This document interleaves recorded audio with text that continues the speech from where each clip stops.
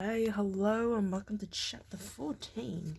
The drinkers in the tap room of the cracked flag looked up as the door opened and an icy draught swirled into the smoky room, bringing with it a flurry of snow. Close the door, snarled a heavily built wagoner by the bar, not even bothering to turn and see who had entered. Other drinkers did, however, and there was a stir of mild interest as they saw that the newcomer was a stranger. Such travellers were few once winter put its icy grip on Lawgate Fief. The fields and roads were covered with deep snow as often as not, and the temperature, driven down by the chill of the constant wind, often dropped below freezing. The door shut, cutting off the icy blast from outside, and the candles and fire settled down from the mad dance the wind had set them to. The newcomer threw back the deep cowl of his black and white patterned cloak and shook a thick powder of snow from his shoulders. He was a young man, the light growth of stubble on his face marking him as no more than 20 or so. He was a little less than average height and slight of build. A black and white border shepherd had slipped softly into the room with him, eyes fixed on his face, waiting for a command. He gestured to an empty table near the front of the room, and the dog padded silently to it, sliding her forepaws out in front of her till she lay stretched out on her belly by the table. Her eyes continued to roam the tap room, however, belying her relaxed appearance. The young stranger now loosened his cloak and spread it over the back of the chair to dry in the fire's heat. The few remaining flakes of snow that clung to it quickly melted to water, then rose as steam in the fire's heat. There was a further murmur of interest as those present saw that what the young man had been carrying under his cloak. He placed a hard leather instrument case on the table.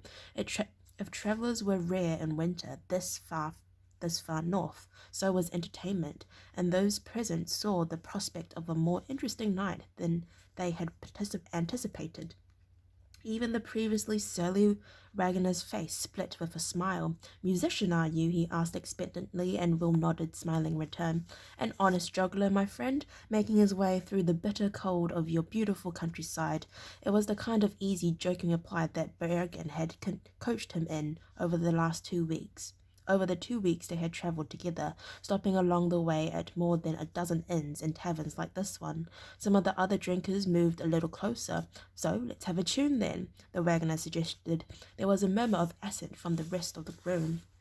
Will considered the request, cocked his head to one side for a moment, then he raised his hand to his lips and blew on them. Smiling, he replied, "It's a bitter night out there, my friend. My hands are close to frozen." "You could warm them round this," another voice told him. He glanced up and saw that the tavern keeper had moved from behind the bar to place a steaming tankard of mulled wine on the table in front of him.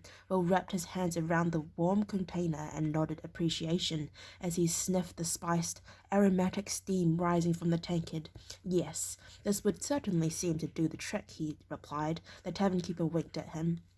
"On the house, of course," he said. Will nodded. It was no more than his due. The presence of a juggler would ensure that the inn did excellent business that night. The drinkers would stay longer and drink more. Will took a deep sip of the wine, sighed appreciatively, then began to unbuckle the straps fastening the mandola case. The wood on the instrument was cold to his touch as he drew it from its shaped resting place, and he spent a few minutes retuning. The sudden change from the icy cold outside to the warmth of the tavern had thrown the strings hopelessly out of tune. Satisfied, he strummed the chord, made another minor adjustment, and looked around the room, meeting the expectant gaze of its occupants with a grin. "Perhaps a few songs before my supper," he said to no one in particular, then added, "I assume there is supper." "Yes, indeed, my friend," the tavern keeper replied quickly. "A fine lamb casserole that my wife made with peas. Nope, with fresh bread, boiled peppered potatoes, and more wine." Will nodded. An agreement had been reached. "So it's a few songs, then my supper, then more songs. How does that sound?" he asked. There was a chorus of approval from the room. Before it had died away, he launched into the jaunty introduction to Sunshine Lady. "Sunshine Lady, color of sunshine, and in your hair, happiness is the is the gown you wear. I would follow you anywhere, my sunshine lady." He looked up, nodding encouragement to the small crowd in the tap room as they joined in on the chorus of the popular country love song, tapping their wine mugs on the tables and singing in rough voices. "Spread a little light around, sunshine lady, isn't it true? I love you, la da da da da. Spread a little love around, sunshine lady, you are the one who lights up the sun." Then, as he reached the second verse, they fell silent, leaving the singing to him until the chorus again, where their voices joined with his own once more. It was a jaunty, bouncing little song, an ideal beginner, as Berrigan described it. "It won't be the best song in your repertoire," he had said, "but it's bright and lively and well known, and it's a good one to break the ice with an audience. Remember, you never throw your best song away first. Leave yourself somewhere to go." Now, as Will reached the final chords and the room joined with him yet again, he felt a warm flush of pleasure. It grew inside him as he sounded the final chord, and the inn patrons broke into a clamour of applause. He had to remind himself, not for the first time, that this was a role he was playing, that he wasn't really a juggler, and his purpose in life was not really the applause that rang out so freely, although sometimes at moments like this it was difficult to remember. He did another 4 songs with them. Harvest, Sunday, Jessie on the Mountain, Remember the Time, and The Runaway Mare, a hard-driving song with a galloping rhythm that had fist pounding and feet tapping throughout the room. As he finished the last, he glanced down at the dog, lying with her eyes glued to him, and mouthed the word dragons at her. Instantly the dog came to her haunches, threw back her head, and barked long and loud, just as he taught her to do in the weeks they had been on the road. Dragons was their alarm word, the signal for her to bark until he told her to stop. He did so now. "What's that, Harley?" he asked her. Harley wasn't her name. He was yet to settle on a name for her. Harley was another code word. It told her that she had done well, and now she could stop her barking. Instantly she fell silent, her tail thumping the boards of the floor, twice in recognition that she had played the game properly. Will looked up at the expectant crowd and spread his hands in apology, grinning at them. "Sorry, my friends, my manager here says it's time for me to eat. We've had a long day in the cold, and she gets a tenth of my earnings and my dinner." A gust of laughter rang round the room. They were country folk, and they knew a well-trained dog when they saw one. They also appreciated Will's gentle way of reminding the tavern keeper that he was owed a dinner. It wasn't long in coming. One of the serving girls hurried a steaming plate of the lamb casserole to his table. Without his mentioning it further, she also set down a bowl of meat, scraps, bones, and gravy for the dog. Will smiled his thanks to her and nodded to the man behind the bar. The tavern keeper, busy refilling tankards for people whose throats were dry from singing, smiled widely at him. "Does your horse need tending, young man?" he called, and Will replied through a mouthful of stew. "I took the liberty of putting my horse in your barn, tavern keeper. It's too bitter a night for them to be left outside." The tavern keeper nodded in agreement, and Will dug in once more. The lamb casserole was delicious. The wagoner, who had seemed so ill-tempered when he first arrived, now made his way to the table where Will sat eating. Will noted with interest that he didn't presume to sit down and intrude on his personal space. He had already learned that in taverns like this, people afforded jugglers a certain respect. The big wagoner sat down a full tankard of mulled with wine in front of Will. "Good music, lad," he said. That's for you there." Will, his mouth full again, nodded his thanks. Several of the other customers now moved closer, each one dropping a few coins into the open mandola case on the table. He noticed that there were quite a few silver coins among the copper, and felt a flush of satisfaction once more. "You've a deft hand on that lute of yours, young fellow," one of them said. "It's a mandola," Will replied automatically. "It has 8 strings, while a lute." He stopped himself. "Thank you," he said, and they smiled at him. When he had finished eating, he superstitiously signaled the dog again, setting her barking. "Harley, what's that you say?" he said, and the dog instantly fell silent once more. "It's time for me to entertain these folks." He glanced up at the smiling faces around him, shrugged, and grinned at them. She's a hard taskmaster," he declared, reaching for the mandola. He played for another hour, love songs, lively songs, silly songs, and one in particular that had always been his favorite, the Green Eyes of Love. It was a haunting, sad ballad, and he sang it well, although to his annoyance he stumbled slightly on the instrumental line in the middle 8 bars. As he finished it, he noticed one or two people wiping their eyes, and again felt the pleasure known only to performers when they reach into the hearts of their audience. As he had played, the coins had continued to find their way into the mandola case. With some surprise, he realized that he would not need to delve into the traveling money that Crowley had advanced him. He was more than paying his own way. The tavern keeper, who had left the bar on to one side serving girl, had left the bar to one of his serving girls, and come to sit close by Will, glanced at the water clock that dripped slowly on a mantel. "Perhaps one more," he said, and Will nodded easily. Inside, he felt a tightening of his chest. This was the moment he had built to over the night, a chance to get the local talking about the strange events in Norgate Fief. It was one of the advantages of taking the guise of a juggler. As Berrigan had told him, country people are suspicious of strangers, but sing to them for an hour or so and they'll think they've known you all their lives. Now he strummed a minor chord sequence and began swinging a well-known nonsense song. By a muddy ditch, a drunken whiff, in a voice that was coarser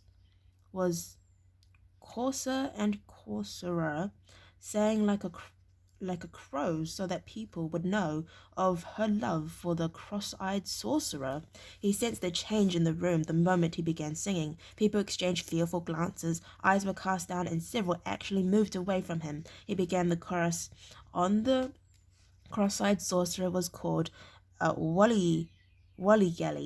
He had breath like a goat and a big fat belly and a nose that he let the song trail away, as if noticing the discomfort among his listeners for the first time. "I'm sorry," he said, smiling at the room. "Is something wrong?" Again glances were exchanged, and the people who just a few moments ago were laughing and applauding him were now unwilling to meet his gaze. The big wagoner, obviously troubled, said in an apologetic tone, "It's not the place or time to be making fun of sorcerers, lad."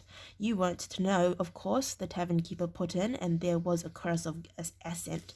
Will allowed the smile to widen, keeping his expression as artless as possible. "I wasn't to know what?" he said. There was a pause, then the wagoner took the plunge. "There's strange things happening in the Fief these days is all." "And these nights," added a woman, and again a chorus of agreement sounded. Behind his innocent inquiring expression, Will marvelled at Berrigan's insight. "You mean something to do with sorcerers?" he asked in a hushed voice.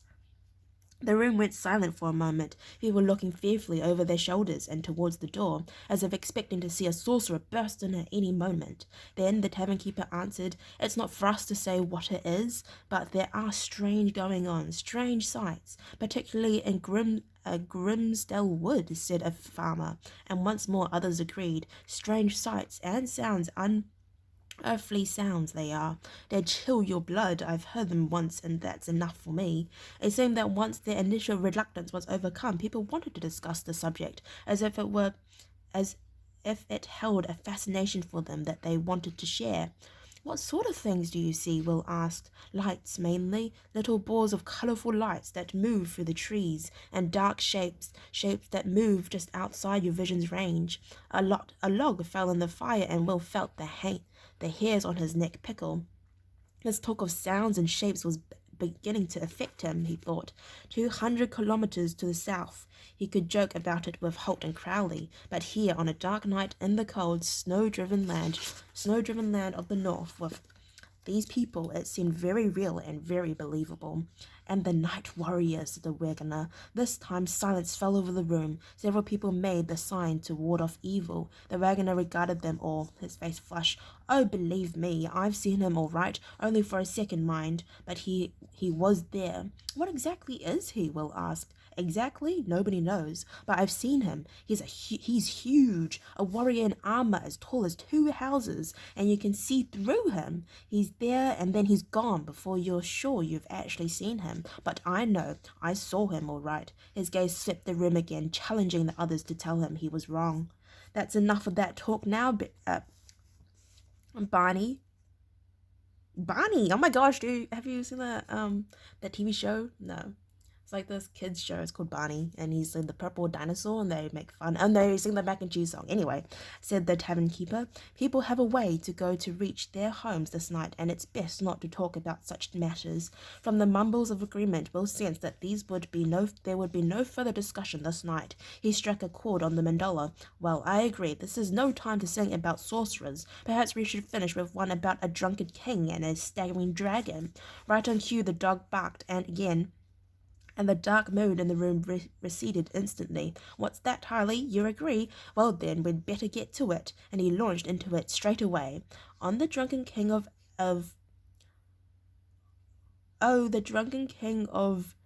Angledart could blow out candles with a fart. Well, but the world never knew of the courage in his heart till he slayed the staggering dragon. Oh, the staggering dragon had 4 knock knees, and he staggered around and knocked down trees, and he bowed his behind every time he sneezed with the flames of his dragon breath. Laughter swelled up in the room, and the bleak mood was dispelled as Will laid out the tale of the knock-kneed staggering dragon and the king with serious digestive problems. He was accompanied by the dog's enthusiastic barking every time he mentioned the word dragon, and that added to the laughter. It would never do at Castle Ireland, he thought, but it certainly did the trick here in the cracked flagon. Alright, I'd like to thank you for listening to read up to chapter 14. If you'd like to listen to read chapter 15, then please stay posted. Hopefully I'll see you next time. Bye-bye.